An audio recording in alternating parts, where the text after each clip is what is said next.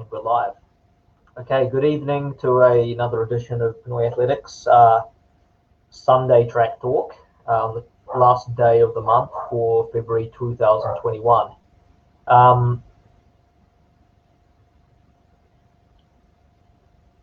So a few things to discuss tonight. I'm just going to bring up the slideshow.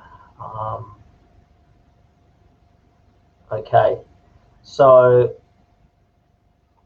no introductions are necessary there. I'm just going to bring up the next set of slides while I navigate through. Yeah, so I'll begin off by discussing some happenings and site stats for the website.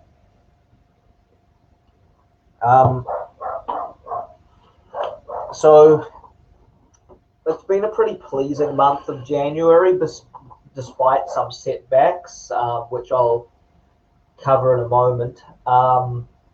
Initially, my goal for this month of sorry, it should be February on there. For February 2021 was to get past last year's February, which was 14,280 visits. My goal was to get to 20, to get over 20,000 visits, which would be well past last year's, and I was able to secure 23,606 visits. So growth of nearly 9,000 readers for this particular month. So I was pretty happy with that, despite I didn't know if I was going to get it because there was a setback this month. The setback was that Facebook had and the Australian government. So the Australian government decided to put tax or through media companies charge Facebook a percentage tax, and Facebook in retaliation decided to prevent any Australian internet users posting links to news sites, which basically stunted me from not being able to use Facebook to draw traffic. So I used the downtime for 10 days while Facebook and the Australian government sorted out their differences to work on building my YouTube channel. The YouTube channel wasn't really starting from scratch because it already had 5,200 members, subscribers, as you call them. But, I was just working on editing and repurposing videos, putting logos in, and just going through some old videos, merging videos and releasing new videos. Yeah, just working on repurposing YouTube videos.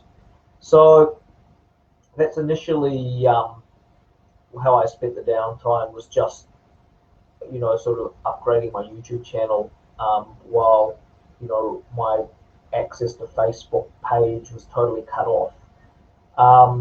As well as that, so recently I've gone back through some old archive articles, like looking back at when I was organising the weekly relays from 2013 to 2015. So I was giving my perspective from event management experience on a 30,000 word report on the 2014 weekly relays, which is being edited because it's like younger readers don't like to read just huge blocks of text, and as you can imagine, 30,000 words is like it's like reading a novel. So I've had to go through and put in infographics, put in photos, break down the text into bullet points to make it more appealing to younger audiences and more readable for anybody, really, because like pages and pages of text is just ridiculous to read. Shout out to Nino and Mariag, the boar,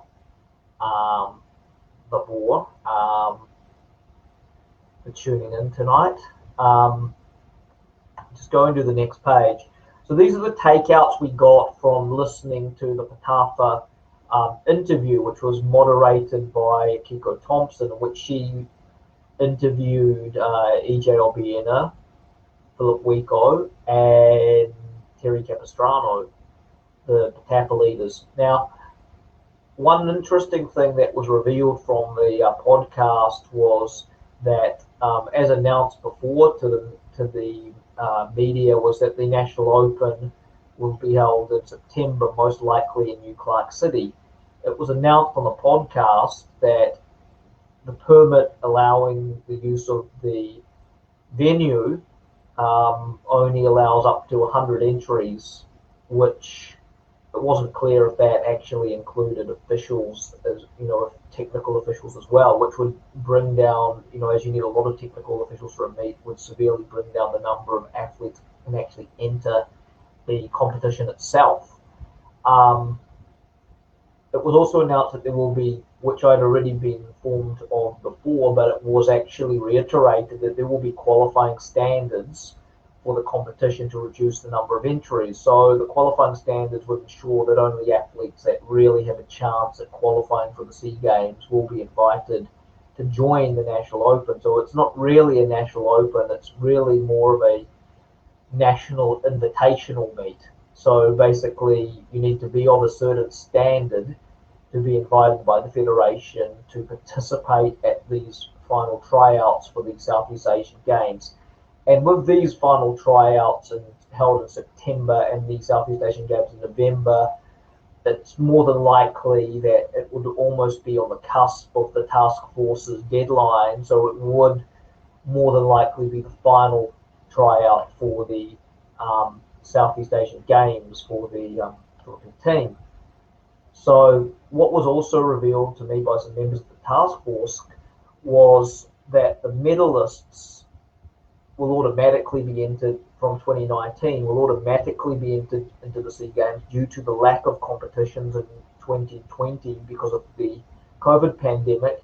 And whoever else wants to join the delegation to the SEA Games must hit the bronze medal standard from 2019.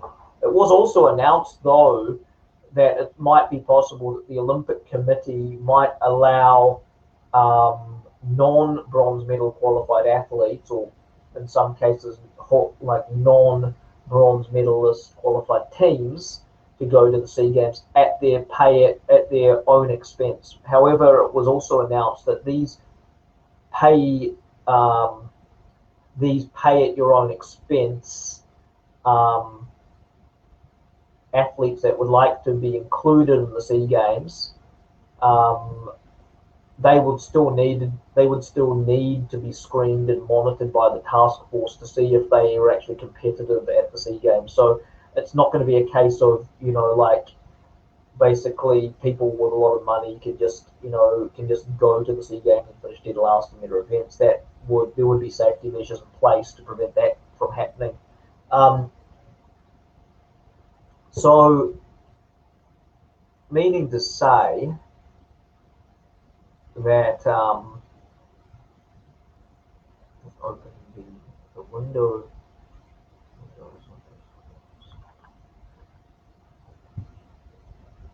Not the whole screen actually, not part of it.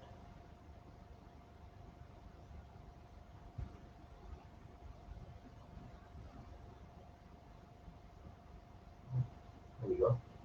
So yeah, back to the SEA Games selection for 2021. Yeah, as I was saying, there was probably going to be some safety measures in place to ensure that that athletes who more than likely finished it last are not going to just use money to get into the games.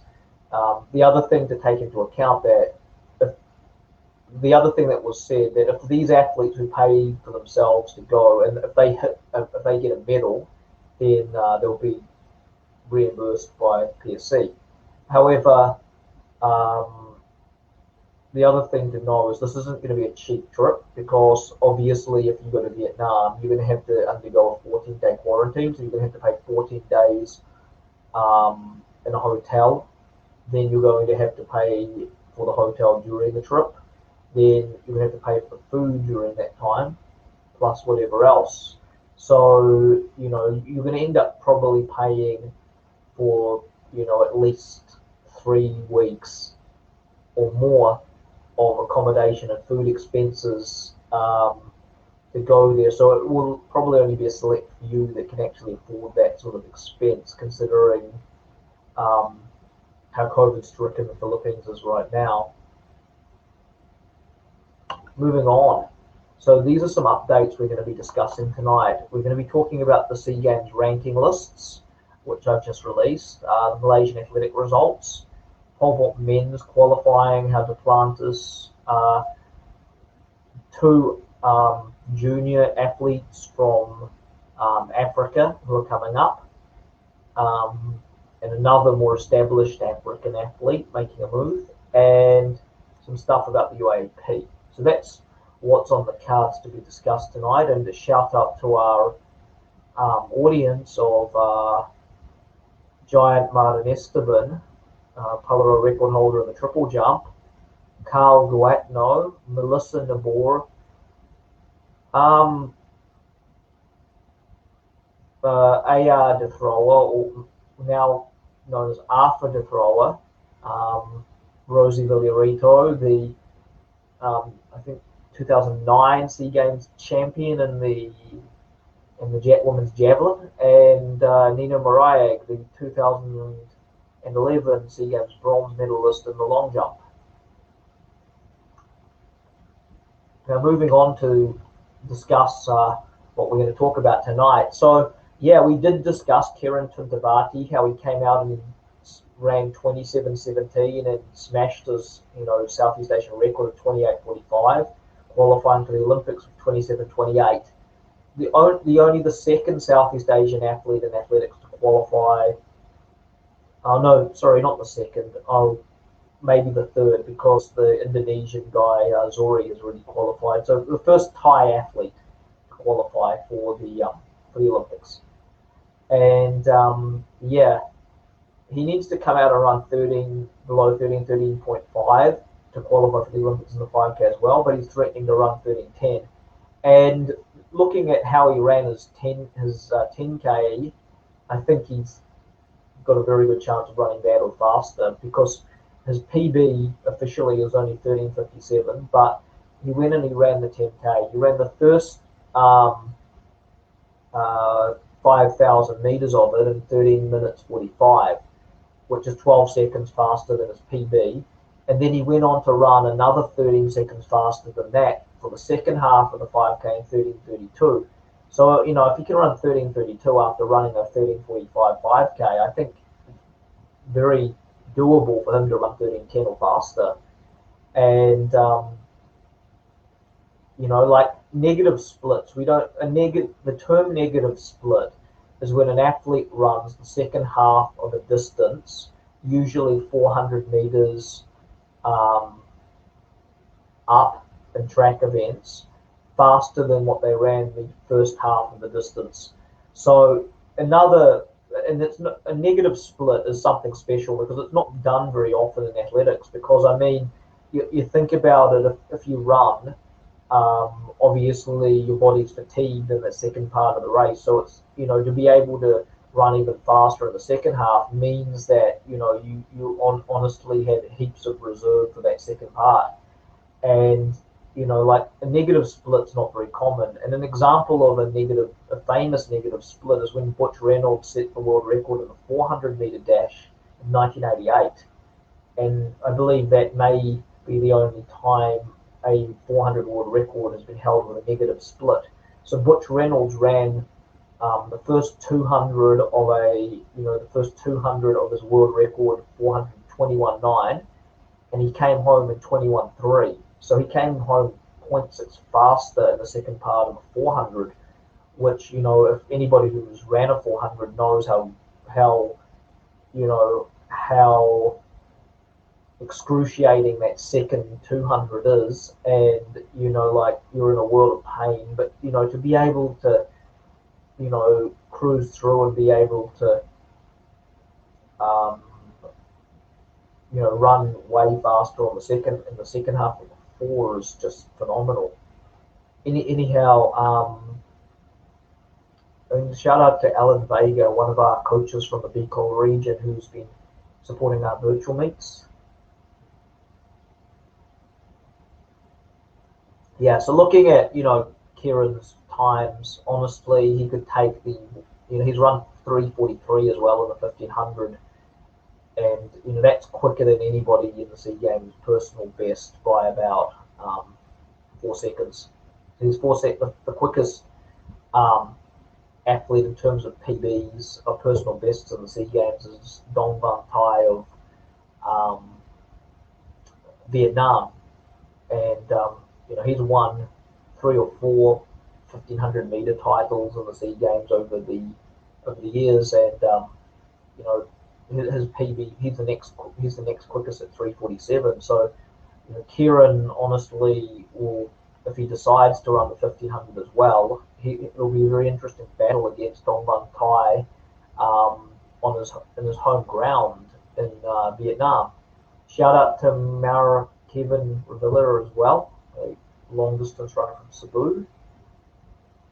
And I'll move on to the next screen now that we've discussed our Thai American Eagle friend here. So next is the Malaysian athletic news updates. So as I mentioned before, Russell Taib opened the season with the fastest 200 meters in Southeast Asia so far with a time of 21:24 at a competition in Nathan, Queensland, Australia. He finished second in that race. He's the Malaysian record holder with a personal best of 20.77, and also the SEA Games bronze medalist in the 200 behind the 2 Thais. Also in the news, Hakim Ismail is aiming for the Olympics. He's done 16:77. He's going over to some competitions in Europe, and he needs to jump 17:14 to qualify for the Olympics. And he's, in the 2017 SEA Games, he jumped that 16:77. And he's won 3 SEA Games titles in the triple jump, 2015, 17, and 19. If he can win, another SEA Games title in the long jump, in the triple jump, only one athlete has ever done that before, and that was another Malaysian by the name of Zaki Sadiri, who won 4 triple jump titles from 1987 to 1993 for Malaysia at the Southeast Asian Games. And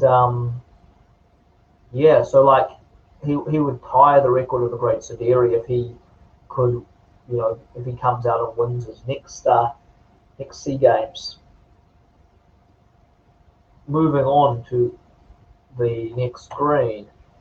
So just a recap about Ernest Obiena's 5.86 meter PB in the pole vault, which was a new Philippine national record, indoor Southeast Asian record PB.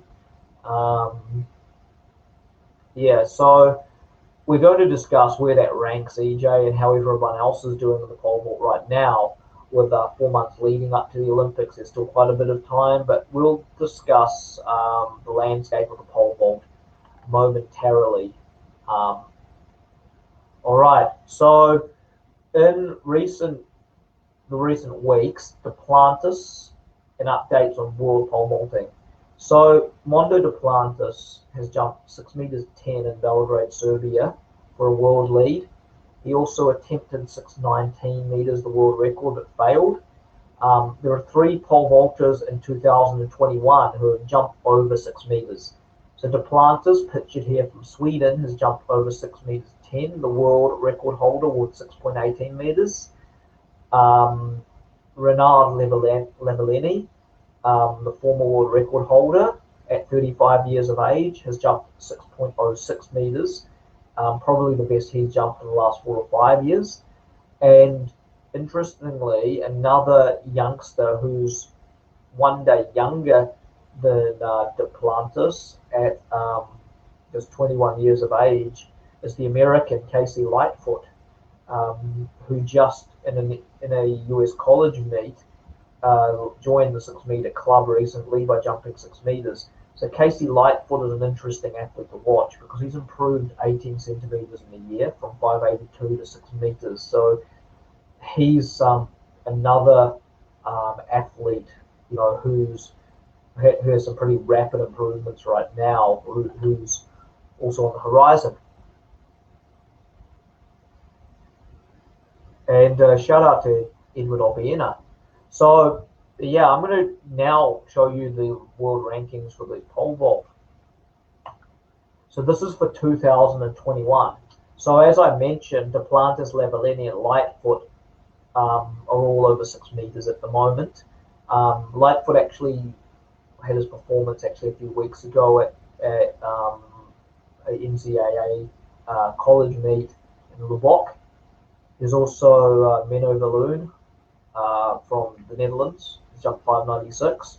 Christopher Nilsson from the US at 593. And then tied in 6th place in the rankings at the moment is Torben Blech of Germany. Sam Kendricks, the reigning world champion in the pole vault. And of course, very own from the Philippines, Ernest John Obiena, the Asian Games and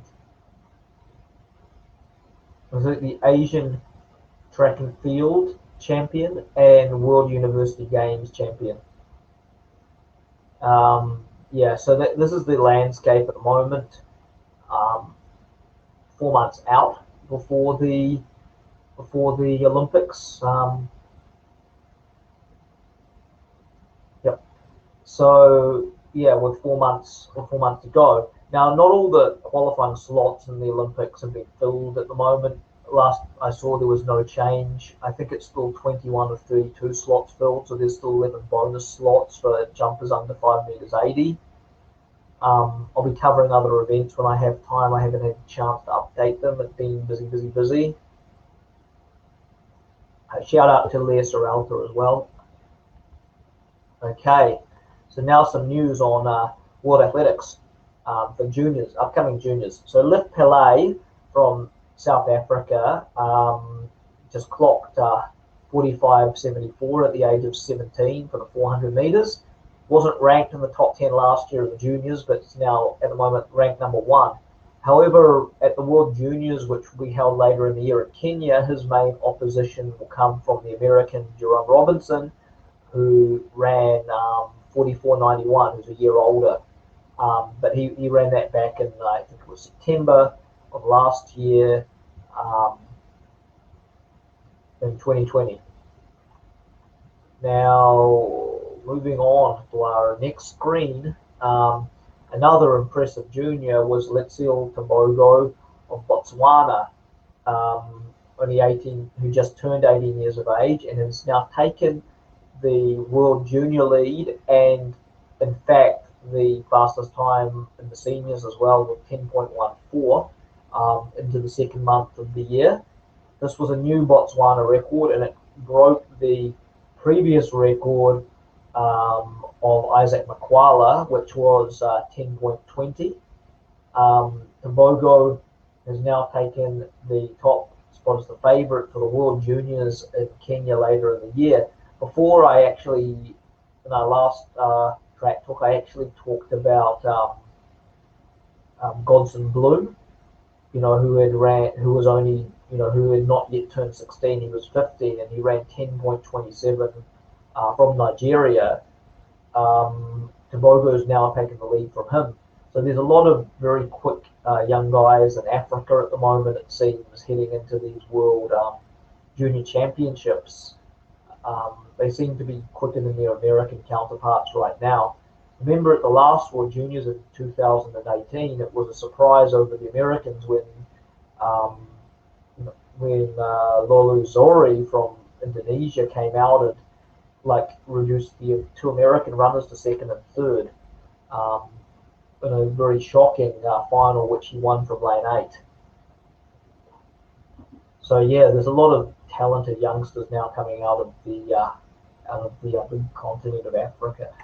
Okay, and now Wayde van Niekerk. So yeah, Wayde van Niekerk has decided to move coach from his current coach over to the US to train with, I think it's Lance Broman, and join the group of Noah Lyles in the US. And then next one is, it's a UAAP canned. All right, so I read a very interesting article of a tiebreaker by the Tiebreaker Times. It was very interesting, very informative, and I'll just go over some of the main points with you. So yeah, the UAP for 2021 being cancelled. Season 83 canned. I'll read just briefly.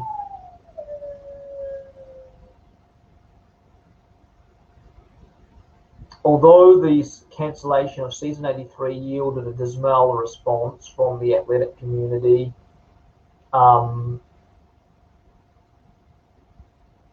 multiple factors such as health concerns, financial stress, and logistical issues ultimately led the league's officials to their final decision. At the beginning of 2020, most second semester sports for season 82 faced a delayed start due to concerns over early COVID-19 outbreaks. Following this, President Rodrigo Duterte suspended classes on March 9 due to the country's increasing number of COVID cases. According to a Rappler Sports report, the UAAP planned to implement other tournament formats to complete season 82 if the national government declared class resumption. However, the fate of season 82 reached its crescendo on April 7 when the UAAP Board of Trustees announced the cancellation of season 82 due to the extension of enhanced community quarantine. Now it looks like season 83 has been cancelled. And very good article by the Tiebreaker Times. Do check it out. They have, sorry, not by the Tiebreaker Times, by the Guide-On. My apologies. The Guide-On has a very good article on cancellation of the UAP. Here we go. With this development, the UAP laid out 3 scenarios for the resumption of season 83. The first option was to hold all sports together in one central venue in a similar way to the Pillay or the Sea Games. However, due to the logistical issues of housing thousands of people in a single venue, this was not a feasible choice.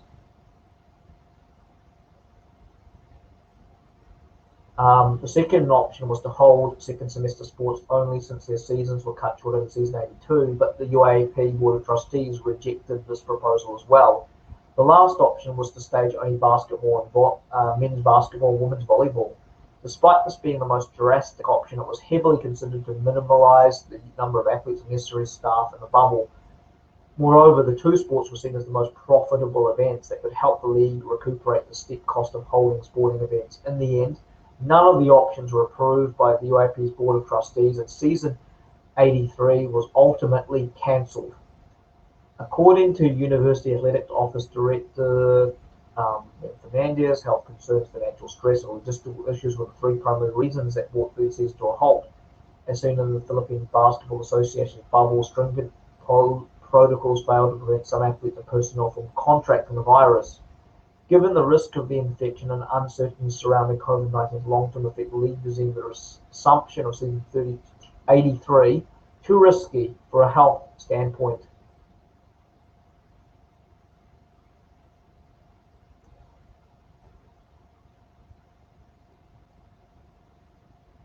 Apart from the health concerns, pushing through with the UAP season 83 would entail huge financial implications. According to Fernandez's calculations, it would cost around 5 million pesos for a team of 25 athletes and staff to train per month inside the Loyola School's campus.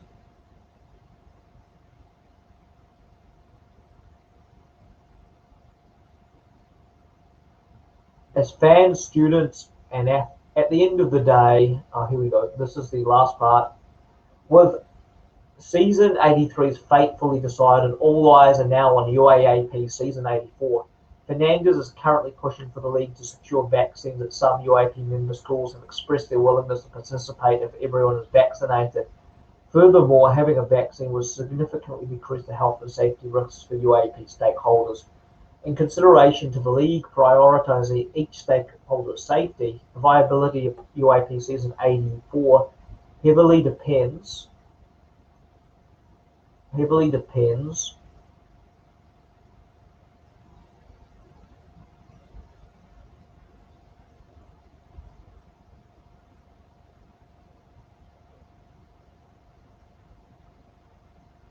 on the league's ability to secure vaccines for around 3,000 athletes and hundreds of staff and personnel. At the same time, the league must also secure approval from CHED and the IATF EID to resume collegiate sporting action.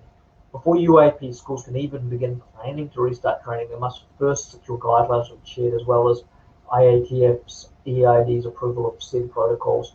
At the end of the day, the decision to cancel season 83 was a combination of numerous factors ranging from health and safety, finances, and logistics. Although the season's cancellation was disheartening for many, it is clear that the UAP's Board of Trustees ultimately took the most feasible path that favoured the well-being of the league stakeholders. As fans, students, and athletes alike await for new information regarding the future of the UAAP, a glimmer of hope remains as the UAP Board of Trustees continues to work on necessary contingency plans for the season ahead.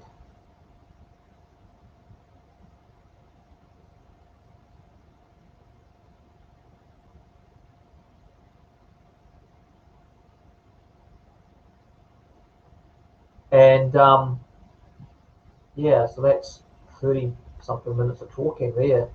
Now, the last part of this presentation is regarding the next virtual event organised by Pinoyathletics, the Sprintopia event. The event schedule will be March the 13th to the 14th. Events will be 100, 200, and 400 to be ran on ovals that are currently open. Email your name, event choices, year of birth, best time and venue, oval which you'll be using for this virtual event to pinoyathletics@gmail.com. There is no entry fees. We have, however, announced we are moving our deadline forward. We're not moving, like, it's unusual that, an organizer would move the deadline forward. Usually the deadline is moved back to give people more time to enter. But due to the overwhelming number of entries to this event, in order to help manage it better, we're changing the deadline to March 5, as it will require a lot more, a lot more logistics and planning to actually make sure that the event runs smoothly. So we're now moved our deadline to March the 5th. It's no longer March the 10th as previously announced. All entries must be in by March the 5th. And as stated, absolutely no late entries will be accommodated at all. So all entries have to be in by March the 5th. As of now, around 120, 130 entries, maybe more, as there are other entries that are coming in through Facebook, but we will really only accept entries that come in through email through pinoyathletics@gmail.com, as it's very easy with lots of windows opening in Facebook to overlook the entries. If you want to make sure that your entry is secure and comes in, please email pinoyathletics@gmail.com. All right, that's all. I'm going to be taking some questions now, and then I'm going to be rounding off and going and watching some TV. So that's all from me here in Sydney, Australia, on the latest in Philippine athletics and world athletic news. If you have any questions, please post them. I'll do my utmost to answer them. If not, then that's fine. It's just good to be back on the podcast again. And hopefully we'll be having some exciting guests lined up for you shortly.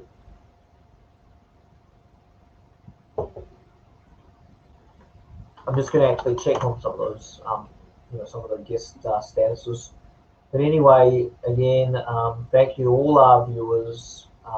If you missed the show via the live stream, if you missed us live, you can view this on the Pinoyathletics page, as a lot of people do. I understand that the viewership might be a bit lower tonight because there's a NBA game with Spurs on, which will for sure have most Filipinos glued to the screen, knowing how attached they are to basketball. It's more likely that basketball will get first dibs over athletics tonight. Anyway, thank you everybody for tuning in, and good night.